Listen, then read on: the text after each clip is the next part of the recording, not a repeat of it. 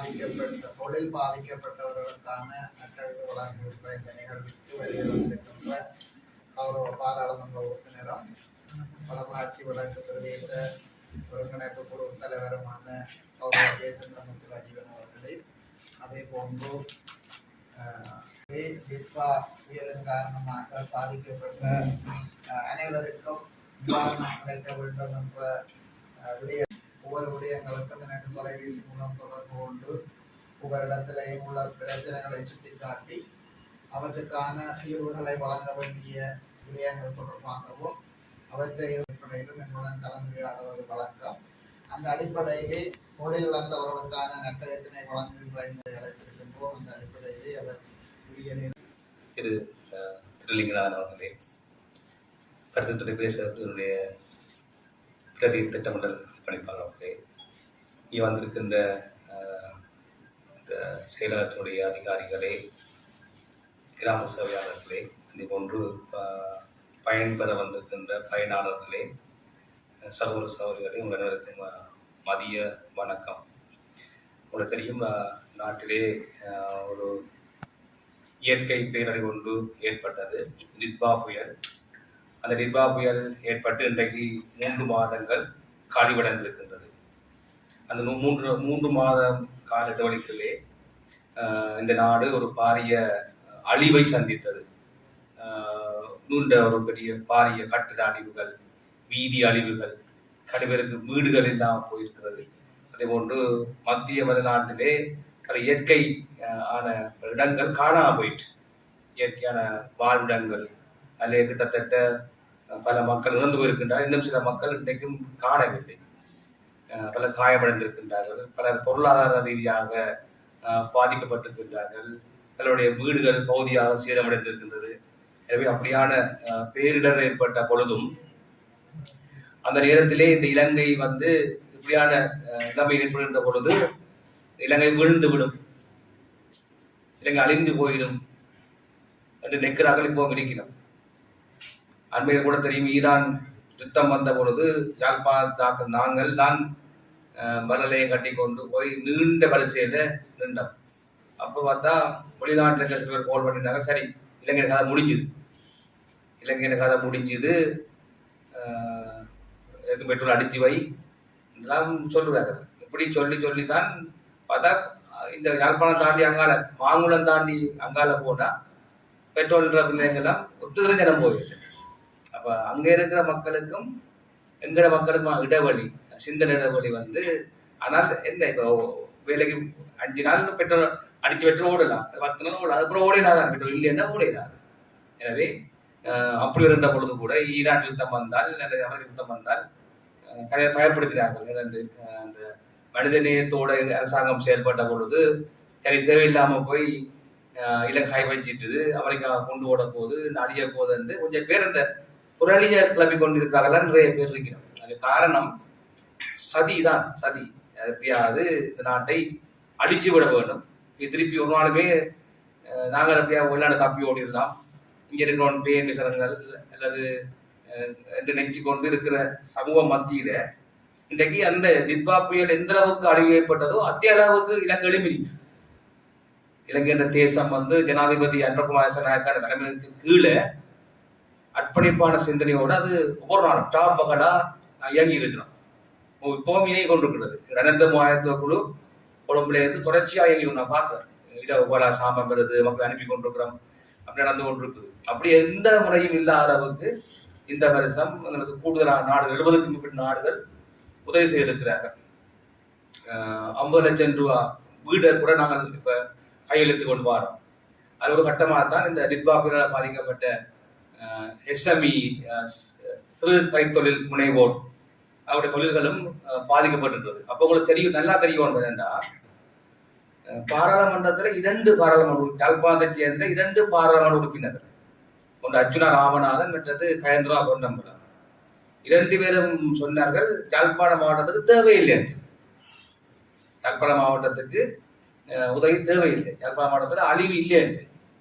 அப்ப நான் எழும்பி பாராளுமன்றத்தை காய்ச்சா என்னன்னு சொன்னால், அழிவுகள் வேற வேற ஜியோகிராபி, அதாவது புவியியல் ரீதியா எடுத்து பாத்தீங்கன்னு சொன்னா பல நாட்டுல மண் சரிவு ஏற்படும். யாழ்ப்பாணத்துல வெள்ளப்பெருக்கு ஏற்படும். எனவே அது யாரா இருந்தாலும் இலங்கையில் ஏற்பட்டது நிப்பா புயல். அந்த புயல் காரணமாக பல மக்கள் பாதிப்படைந்திருக்கின்றார்கள். குறிப்பாக வடக்கு கிழக்கு பகுதிகள் யுத்தத்தாலே பாதிக்கப்பட்டது மட்டுமில்லாது இது போன்ற பேரிடராலும் பாதிக்கப்பட்டு வருகின்றது. சுனாமியாலையும் பாதிக்கப்பட்டது பிரதேசங்கள். எனவே அப்படியான பிரதேசங்களுக்கு நாங்கள் நிவாரணங்களை வழங்க வேண்டும் என்பதற்காக நாங்கள் அந்த நேரத்தை பாடுபட்டோம். அப்பொழுது எங்களுடைய பிரதேச செயலர் திருலிங்கனார் ஐயா அவர்கள் உண்மையா மனச்சாட்சியோடு, எனக்கு தெரியும் இருக்கிற எங்களுடைய பிரதேச சபை உறுப்பினர்கள் இருக்கிறார், அவர்களுக்கு தெரியும் நாங்கள் வேலை செய்திருந்தோம். உண்மையிலேயே மனச்சாட்சியோடு வந்த அனைவருடைய இழப்புகளையும் நாங்கள் சொன்னோம். சில உண்மையிலேயே சில ஜிஎஸ் மேர் என்ற பணியோ அல்லது அவருடைய சுமையோ சில பேர் கைவிடப்பட்டதுதான். பிறகு நாங்கள் அப்படியான தவறு வந்த பொழுது கொடுத்தோம், இது பாருங்கன்னு சொல்லி அப்படி பார்த்த பொழுது 26,000 பிரமதியான அந்த ஆக்களுக்கு நாங்கள் கிட்டத்தட்ட 7 மாணாக்களுக்கு நாங்கள் பெற்றுக் கொடுத்தோம். அது மட்டும் இல்லாது இங்க இந்த முறை 9 பேருக்கு 2 லட்சம் ரூபாய் படி அவர் போட்டிருக்கின்றார். அதே போட்டுதான் இந்த விவசாய பாதிப்புகள் இருக்குது, கடற்தொழில் ரீதியாக பாதிக்கப்பட்டார்கள் இருக்கிறோம், வீடில்லாக்கள் நிறைய பேர் இருக்கிறோம். என்ன அப்படி இந்த பருத்தித்துறை பிரதேசம் ஒரு சிறப்பான முறையில இயங்கி வருகின்றது. அந்த வகையிலே நான் அவருக்கும் அவருடைய அணியினருக்கும் என்னுடைய பாராட்டுகளை தெரிவித்துக் கொள்கிறேன். இது போன்று இந்த ஏழை மக்களினுடைய வாழ்வாரத்தை மேம்படுத்துவதற்காக நாங்கள் அர்ப்பணிப்போடு செயலாற்ற வேண்டும். ஏனென்று சொன்னால் நாங்கள் ஒரு பாராளுமன்ற உறுப்பினராக அல்லது இந்த பிரதேசத்தில் அபிவிருத்தி குழு தலைவராக நாங்கள் உழைக்க வரையில்லை. முந்தைய ஒரு எம்பிக்கு வாகன பகிர்வு கொடுப்பாங்க. வாகன பகிர்வு கொடுத்தா எம்பி சொன்னார் கொடுத்தா 3 கோடி ரூபாய்க்கு விற்கலாம். அந்த வாகன பகிர்வு 3 கோடிக்கு அப்ப அந்த டைம்ல 3 கோடிக்கு விற்றால் 1 கோடி ரூபாய்க்கு வாகனம் எடுக்கிறது, 800 கோடி ரூபாய்க்கு குழம்புல வீடு வாங்குறது, 800 கோடி ரூபாய்க்கு காசு பேங்க்ல போகும். என்ன இப்ப அந்த சேட்டே இல்லை. என்ன இந்த வரைக்கும் அரசாங்கம் என்ன தெரியணும், இந்த நாடு நாங்களும் ஒரு தேசிய நலனுக்காக பாடுபடுறோம், தேசிய இயக்கமாக நாங்கள் பாடுபடுறோம். எங்களோட நோக்கம் என்ன, தேசிய நாங்களும் இந்த மக்கள் நாங்கள் அனுபவிக்கிறோம். ஆனா என்னது ஒரு தேசிய நலனுக்காக எங்களை அர்ப்பணித்து இந்த மக்களை நாங்கள் மீட்டெடுக்க வேண்டும். உங்களுக்கு தெரியும் இந்த பங்குரோத்து நாடு பங்குரோத்து அடைஞ்ச பொழுது இந்த நடந்தது என்ன, பங்குரோத்து அடைஞ்ச பொழுது உங்களுக்கு தெரியும் இந்த ஜெர்மனி என்ற நாட்டில ஹிட்லர் அந்த ஹிட்லருக்கு யூதர்கள் மீத கோபம், இந்த இஸ்ரேல் உங்களுக்கு தெரியும் அப்படி இருக்கு. என்ன கோபத்து காரணம் என்னன்னு சொன்னா ஒரு கட்டத்துல இலங்கை போல ஜெர்மனி என்ற நாடும் திவாலா பேங்க்ரப்ட் ஆயிருந்தது.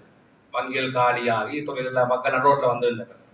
அந்த நேரம் பெரிய கார்கள்ல வந்திறங்கி யூதர்கள் சூட்கேஸ்ல வந்திறங்குவார்கள். வந்திறங்கி அந்த மக்களுக்கு வட்டிக்கு காசு கொடுப்பார்கள் யூதர்கள். அப்படித்தான் யூதர்கள் ஜெர்மனி மக்கள் உழைச்சது. அந்த கோபத்திலேயே தான் ஹிட்லருக்கு யூதர்கள் அடிச்சதுக்கு ஒரு காரணம். அப்படி ஒரு தன்மை இலங்கையிலே ஏற்பட்டது. நாங்கள் பெட்ரோல் இல்லை, கேஸ் இல்லை, எல்லா பொருட்களும் டபுள் மடங்கு 2 மடங்கு. நாங்கள் ஒரு ப்ராஜெக்ட் ஒன்று போட்டு நாங்கள் கரவட்டி பிரதேசத்தில் அந்த வெள்ள வழியை நாங்கள் ஒரு சுற்றுலா மையமாக கொண்டு வரதுக்கு அப்ப போட்ட மதிப்பீடு 66 மில்லியன் ரூபாய். சரியா, அது செய்யலாம் போயிட்டங்கிறது. சரி, இப்ப அந்த மதிப்பீடு செய்யறதுனா எவ்வளவு முடியும் கிட்டத்தட்ட அந்த 3 மடங்கு 180 மில்லியன் ரூபாய் கிட்ட அடுத்த செய்யறது. அது முந்தி இந்தியாண்ட காசு வரும்போது 10 1 ரூபாய் 2 இப்ப 4 ரூபாய்க்கு மேல போயிடுச்சு. நாங்கள் அதிகமாக கஷ்டப்படுகின்ற மக்களாக இருக்கிறோம். வச்சு இந்த மக்கள் நிம்மதியாக வாழுகின்ற ஒரு நாட்டை உருவாக்கத்துக்காக தான் நாங்கள் பாடுபடுறோம். எனவே முக்கியமாக சொல்லலாம், இந்த நாட்டு எதுவும் ஊழல் இல்லாத நாடு. நாங்கள் களவெடுக்க வரையில்லை, ஜிஎஸ்எம் களவெடுக்க வரையில்லை. முந்தியன்னு சொன்னா தெரியும் ஊழல் நடந்ததுன்னு சொல்லி என்ன ரோட்டு போட வந்தா வரதங்கடியிலிருந்து பருத்துறைக்கு வர வீதி அதுல 5.8 கிலோமீட்டர் வீதி இன்னைக்கு மோசமா பாதிக்கப்பட்டிருக்குது. காரணம் என்ன, அந்த ஊழல், பட்டு மோசமான ஊழல். அதுக்காக அந்த ரோட்டு இன்னைக்கு மக்கள் பாதிக்கிறாம இருக்கு. எத்தனையோ பில்லியன் ரூபாய் காசுல நாசமா போயிருக்குது. அப்படி இந்த பிரகாரம் உங்களுக்கு எல்லா வகையான வீதிகளும் புனரமைக்கப்பட்டு வருகிறது. காப்பட் வீதி வருது, வித்வாபியரால வீதி வருகிறது, பிரயா சக்தியால வீதி வருது, பிரதேச சபையால வீதி வருது. அப்படி பார்க்கின்ற பொழுது ஒரு குறிப்பிட்ட காலத்துக்குள்ள சகல வீதிகளையும் நாங்கள் இணைத்து உங்களுக்கு தந்துடுவோம். தண்ணி பிரச்சனையை தீர்த்துடுவோம், வீடு இல்லா பிரச்சனையை தீர்க்கணும். மக்களோட வறுமையை நீக்கிறதுக்காக தான் இந்த பிரஜாசக்தி விரத்திட்ட கொண்டு வந்தாங்க. பிரஜாசக்தி விரத்திட்டத்துக்கு கூட மக்களோட வறுமையை நீக்கிற திட்டம், ஊழல் ஒடுக்கிற திட்டம், அகன்று செல்கின்ற போதொழிப்பு திட்டம் என்று மக்கள் நலன் சார்ந்த திட்டங்களை எங்கள் தேசிய மக்கள் சக்தி அரசாங்கம் செய்து கொண்டு வருகின்றது. இது மக்கள் மத்தியில கரெக்டாக வரவேற்பு பெற்றிருக்கின்றது. எனவே இந்த வரவேற்பு தொடர்ச்சியாக இருக்க வேண்டும், உங்களுடைய ஆதரவு இருக்க வேண்டும். உங்களுடைய நலனுக்காக நாங்களும் இந்த பிரதேச செயலர் இணைந்து எப்பொழுதும் பாடுபடுவோம் என்று கூறி இந்த இடத்திலே வருகின்ற உங்களுக்கும் வாய்ப்பளித்த எனக்கும் நன்றி கூறிக்கொண்டு விடைபெற்றுக் கொள்வதே நன்றி.